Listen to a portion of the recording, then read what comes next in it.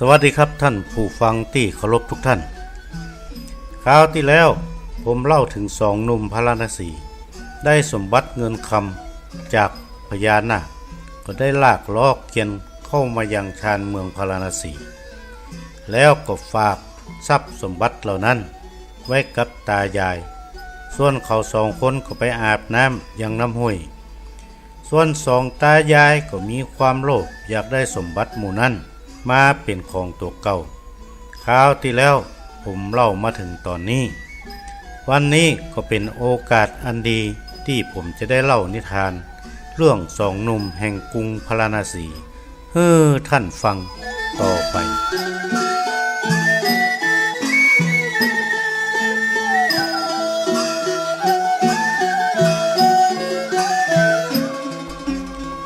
หลังจากที่สองหนุ่ม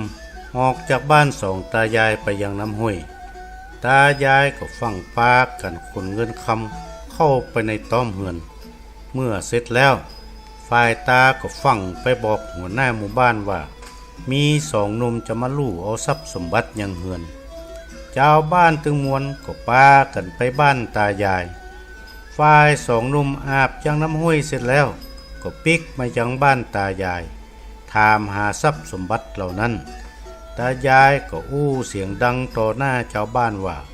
มันเป็นของเฮาที่เก็บรักษาเช่นป้าอุ้ยแม่อุ้ยเก็บไว้ยังเฮือนเกิดการโต้แย้งเถียงกันขึ้นเป็นคดีความใหญ่เรื่องจึงไปถึงพญาแห่งกรุงพาราณสี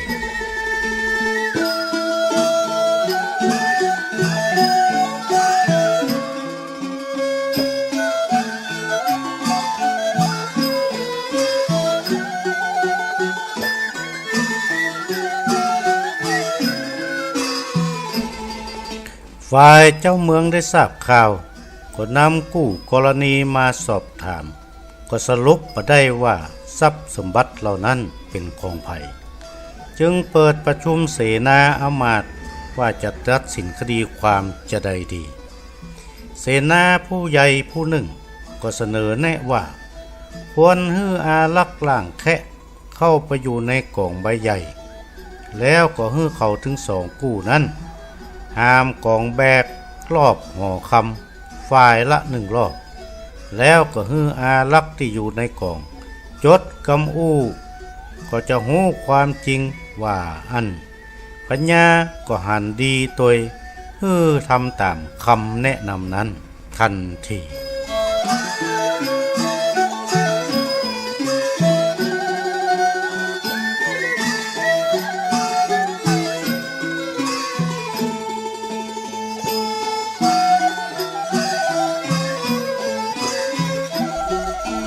พอถึงวันพิสูจน์ความจริงทั้งหมดก็มาพร้อมกันที่หน้าปราสาทราชวังพญาก็ฮื้อสองตายายหามกองก่อนสองตายายก็ยกกองขึ้นบ่าเดินรอบปราสาทไปพอรับตาคนฝ่ายยายก็จมขึ้นมาว่าเฮาบัดหน้าโลภเอาของเปิ้นมาเลยต้องมาตุกเป็นคดีความจะอี้ฝ่ายตาก็ว่าจะไปปากไผจะไปหู้ว่าเป็นของไผฝ่ายอารักษ์ที่อยู่ในกองก็จดทุกกำอู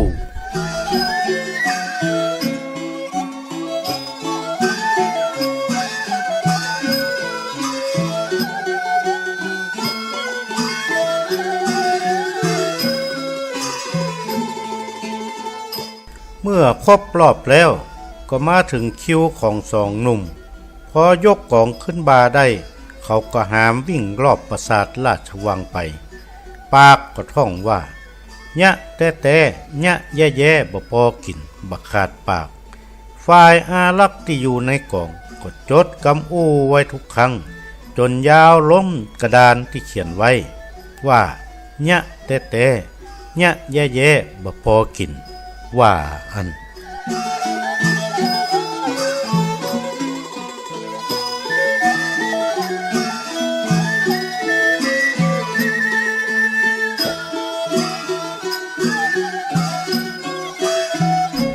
หลังจากกู้กรณีถึง2 ฝ่ายหามกองครบรอบแล้ว เขาก็มาเปิดหน้ากล่องออกเอาอาลักษ์ล่างแคะที่อยู่ในกล่องออกมาฝ่ายตายายหันจะอั้นก็เป็นล้มพับไปในที่หันอาลักษ์ออกจากกล่องมาก็มาอ่านข้อความที่จดบันทึกไว้ให้พญาฟังพญาทราบความจริงแล้วก็จึงเขียนตีสองตายายแล้วก็ขับไล่ออกจากเมืองพาราณสีไป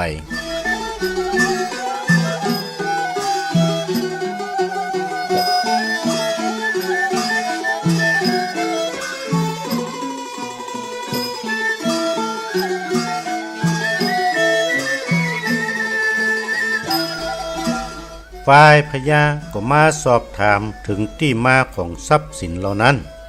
สองหนุ่มก็เล่าให้ฟังทุกประการพญาเจ้าเมืองก็ชอบใจยิ่งนักจึงมอบหมายให้อำมาตย์ผู้ใหญ่นำกำลังพลและเจ้าบ้านเจ้าเมืองอยู่หมู่หนึ่งไปสร้างเมืองอยู่หน้าด่านแล้วก็ให้เขาถึงสองคนนำทรัพย์สินที่หามาได้ไปสร้างราชวังหอคำเป็นบ้านเป็นเมืองอยู่ที่หั่นตั้งชื่อว่าเมืองยะแต้ดังคำที่เขาห้ำเฮียนมาอยู่คำเดียวเต้าอันส่วนเขาถึงสองก็ได้เป็นพญาปกครองเมืองที่หั่นสืบต่อมา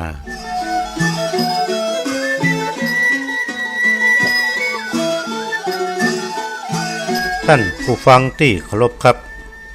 นี่คือนิทานที่ปู่อุ้ยหมูคนยศยิ่งได้เล่าให้ผมฟังเมื่อยามน้อยหันเป็นนิทานที่ดีมีประโยชน์จึงนำมาเล่าให้ท่านฟังท่านผู้ฟังที่เคารพครับนานวัดเล่าเล่มหนึ่งกำลังจะออกวางตลาดแห่งบะเมินนี้ครับก็ขอฝากทุกท่านตัวนะครับก่อนจากกันในวันนี้ขอฝากคำบักเก่าเอาไว้ว่าของบกินหูเน่าของบะเล่าหูลืมวันนี้ผมนานวาดขอวาดวางลงเต้าอี้เต้านี้แลสวัสดีครับ